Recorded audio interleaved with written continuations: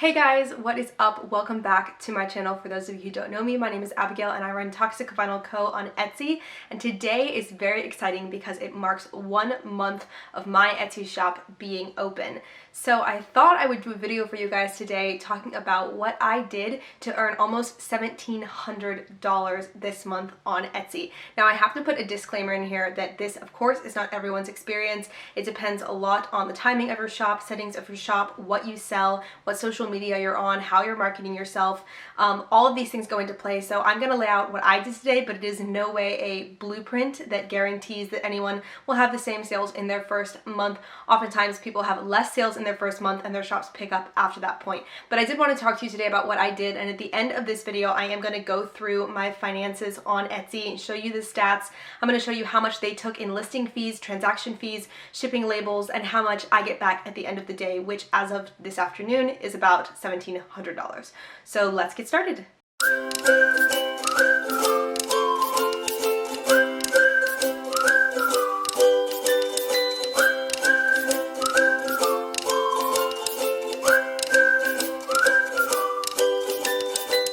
Notebook, pen, coffee. Okay. Step number one I want to talk about is social media. So I, at this point, have about 11.6 thousand followers on TikTok. I have about 500 on Instagram and about 100 on Twitter. Those are the platforms I use right now. Now, I will say that I am one of the lucky ones with TikTok because my very first video I posted was about 2 weeks before my shop opened, and it was day one of starting an Etsy shop. And something about the timing of that post hit the algorithm the right way, and it has almost 200,000 views right now. It's my only large viral video, but it does happen to be the very first video of the series, and that boosted my following. So by the time I got to opening my shop, which was a week and a half or 2 weeks after I started that TikTok account, I had probably about 4,000 followers. So I got really lucky. Like I said, I don't think it was the most amazing video. I don't think it had the most amazing music or anything, but it did get on the For You page, and it did get me a lot of followers right away. And because my social media was already so established,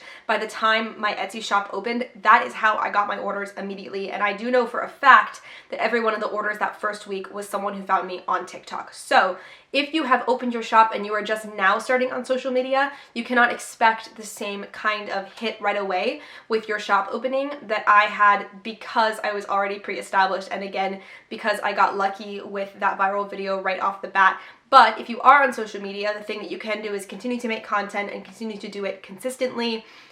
You may just hit that boost of sales a little bit later. But you definitely want your customers to be able to find you, and considering most of the world is on TikTok right now, that is where I went for that, and it really has been the most amazing resource. I've said in previous videos that I do not pay for ads on Etsy. I do not pay for ads on any other platform either. I use social media entirely as my advertisement, and I can answer more questions about that. If you guys have them, feel free to leave them in the comments section. So that is the first thing. The second thing is about the overall layout and settings on my Etsy page. So I have said this in my TikTok series, but something I think is so important is that you have a logo that is recognizable, you have a cover photo on your Etsy shop, and you have a shop owner photo with your personal name. So people feel like they're shopping from a person. We want to see the face behind the business. So I had a cover photo up on my shop before I even opened it. In fact, I believe my day 10 video on TikTok of starting my Etsy shop was all about me editing that cover photo. I started right away with a shop that was fully fleshed out. It had all of the things on there that it could possibly have.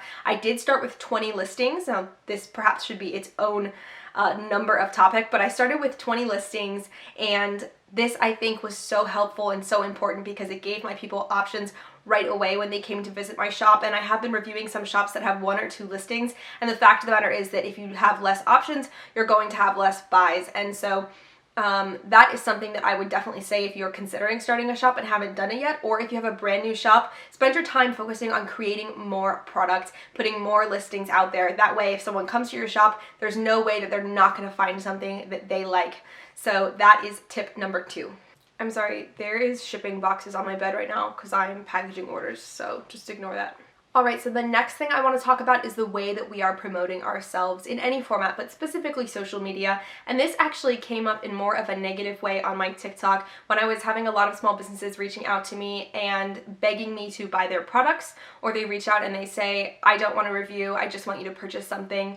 And I think to myself, that looks bad on your business, because we want someone to buy something because they want it. We want to bring them in because we have a product that is of service to them. We do not want to be asking people or begging people to just purchase from us and not looking for constructive criticism along the way, which I bring constructive criticism up is because that was what my series was about. So the people who were reaching out to me were usually people who were looking for criticism and not purchases, though I did purchase from some of the shops, hence why people thought that I had an unlimited bank account.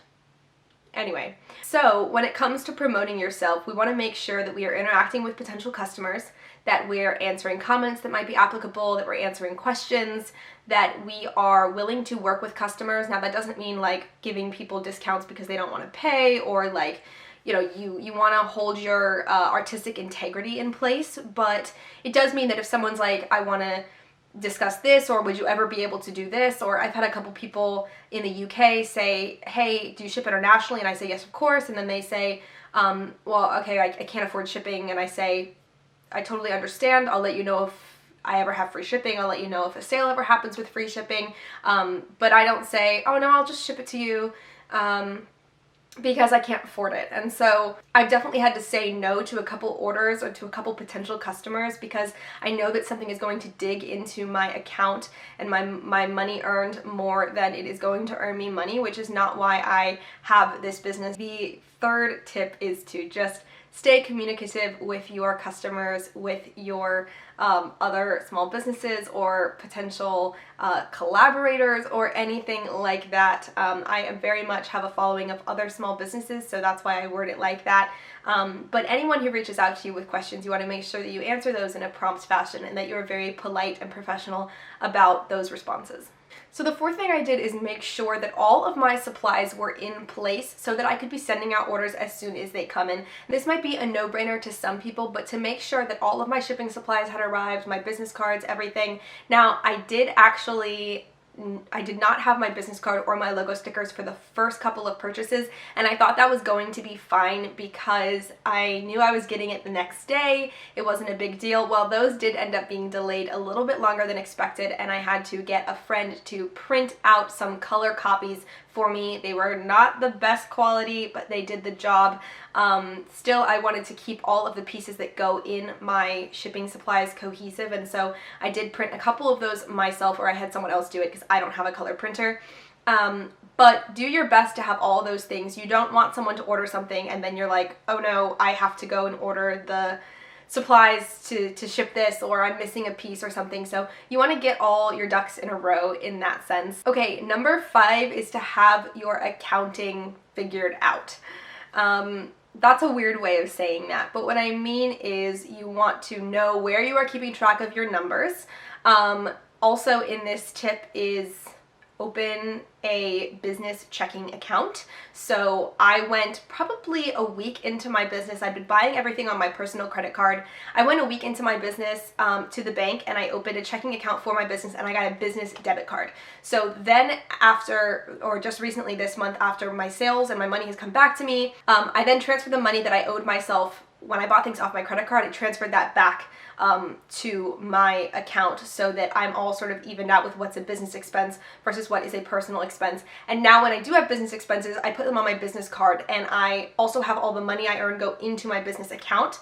So when I have enough money in that account to buy the supplies I need, I can start paying myself back out into my regular account. If you guys want another video on how that works or the finances of that, let me know in the comment section. But I am very lucky, and I've said in previous videos, my mother is an accountant, so she at this time is doing the accounting work for me. If you do not have a parent or friend who is doing accounting for free for you, consider consulting with an accountant or using QuickBooks Self-Employed that Etsy offers if you're an Etsy seller, or use a spreadsheet, but have some way to track your materials and costs and revenue and all of that stuff, so that you have a sense. It also helps with pricing, which is something else I've been asked to talk about quite a bit. It helps with pricing because QuickBooks does a lot of that work for you of calculating how much you're making back in profit from each purchase based on how many different materials you bought. For example, if I buy 100 boxes on Amazon and it's $100, that means $1 per box is how much it cost me for that one item for each item that I ship. So if I have a box and a logo sticker and a fragile sticker and a business card, and it's $1 for the box per item and 50 cents for this and 30 cents for that, I know at the end of the day that about $8 to $10 of each of my items shipped is in materials alone. So that helps me with pricing, right? I can't price an item for $10 because I wouldn't make any money. That's how much all my shipping materials cost. So it's easy sometimes to think of those shipping or the purchases of those materials as just this big purchase you do and then you start making money back, but you really want to look at how much those materials are going into each individual sale and how much you need to be pricing your items to be making a profit, not even counting time and other materials that are one-time purchases or something. But those are all things you want to think about, so I hope that makes sense. I feel like I'm a little scatterbrained.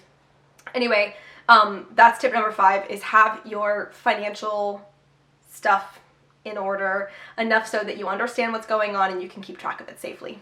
Number 6, which is bouncing off of number 5, is making sure you price your items reasonably and also for you to be making money. This is a really tricky thing for a lot of sellers in small business, and this is something I can make a separate video on that's much more in depth, but for a quick overview, basically you want to be making money back, especially early on. You also want your prices low enough that people are going to purchase your items. So that sounds a little contradictory, but I started on the lower end of what I knew. So I knew that I wanted to sell records between $20 and $35, $40. But all of my records when I first listed them were I chose between $23 and $25. I thought, okay, that's on the lower end of what they're worth, but it's enough that I'm making $10 or $15 a record in profit. And I think it's not too much for people to want to buy them. So now, a month in, I have actually just boosted some of my prices up. My normal records are all $25 now, so they're all sort of in the midway of where I wanted them. And my customs are worth $35. They're now up to $38. Some of the more complex pre-made records are going to go up to $27 or $28, just to be making a couple bucks more on some of the more complex ones because they do take me so much time. So overall, what I mean by all of this is if you have a price range where you're sort of interested in having your pricing, you might want to start middle to lower end just to get a sense of what people want and how much they're willing to pay for it. And then once you're confident in that, boost it up and really start making back that money for your hours of time. Okay, last but not least, we are going to look at my Etsy finances. We're going to look at my stats on the app, and I am going to show you guys how much Etsy took in transaction fees, in listing fees, how much I paid in shipping. Now, I do not offer free shipping. The customer pays for shipping, but sometimes it gets changed a little bit when I'm actually purchasing the shipping labels and weighing my items and things like that. So we're going to look at that. So this is what the front page of my shop looks like, and I just wanted to show you guys because I know I've been talking about it a lot. So here is my cover photo. I actually just recently changed this. Before it was photos of products. This is what the cover photo looks like. It has my social media handles, 62 sales this month, which is just, I'm so blown away. I have an announcement on this front page talking about having extended processing time for COVID delays and then a restock coming soon. So this is what my shop looks like. Just wanted to show that to you all, and I am going to go to Shop Manager and we're going to look at the stats. So here on the top of my Shop Manager, we have total views, visits, orders. So obviously I have more sales than this, but I have people order multiple in each sale. And then revenue. So my revenue this month on Etsy is $1,624. However, I have one sale that was paid through PayPal because somebody had already bought something in my Etsy shop and wanted to add an additional record to it, and there was no need for them to pay twice for shipping, so they just PayPal'd me the money, and that is why I say that I am close to that $1,700 mark, because there is some money that is not showing up in my Etsy right now. So we are going to go to finances, and we're going to go to payment account, and this is where we are going to look at all of this stuff. So one of the first things I want to say about the finances on Etsy and the way your payment account works is that the amount you have available for deposit is not equal to the amount of sales you have made each week. So I get paid every week on Tuesday, I believe, and the amount that's available for deposit is usually only the items that have actually been shipped and delivered, and that is when the money goes through. And Etsy holds this money for a little while just in case something happens or an item gets lost in the mail and they have to refund the person. They don't want to go ahead and get it into your bank account just because that ends up being more complicated for them if they have to process a refund later. So I was a little disappointed my first week when I only had $100 available, and I knew I had made $400, and I was like, where is my money? But that is why they hold it. So there's only a certain amount available for deposit every week.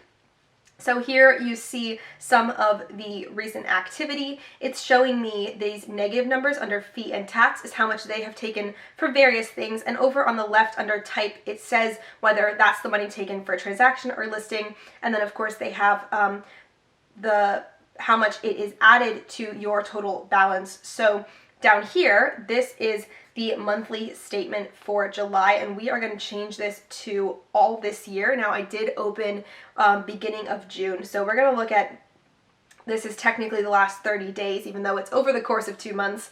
So sales and credit, this number is crazy to me. Of course, this is not how much I actually get at the end of the day, but almost $2,000 have been made in sales and credit on my Etsy. And then on the right, you see the pie chart that has all of the listing fees, shipping label costs, and transaction fees that have been taken out of that. So almost $100 in transaction fee, which seems like a lot, but as I've said on a previous live stream, I think that you are paying for a lot of these analytics and a lot of the ease of printing shipping labels and having people pay and all that stuff versus if you were to use your own website or another site. So it does seem like a lot, but I still personally prefer Etsy over other options at this time. So I've paid almost $300 in shipping labels, but again, people are paying for shipping. I do not offer free shipping, so that isn't really money lost. That's money that they've paid.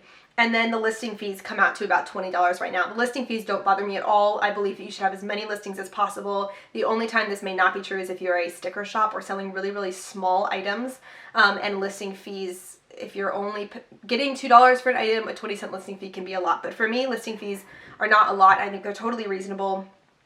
So this almost $2,000 over here in sales and credit, the amount that I'm actually going to get back into my bank account at the end of this month will, when all of the money comes through, total about $1,700. Again, that's including that small chunk in PayPal from an additional purchase.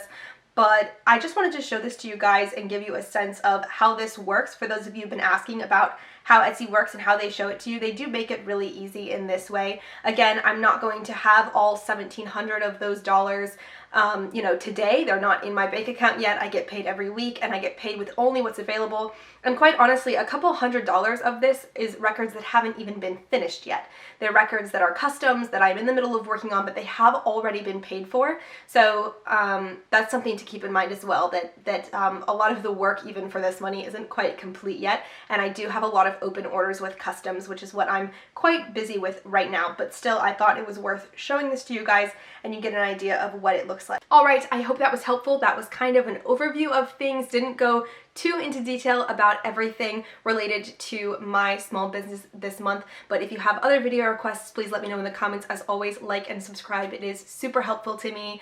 I have loved working on the small business. I have loved working with other small businesses, and I can't wait for the future with this business. So thanks for coming, and I will see you next time.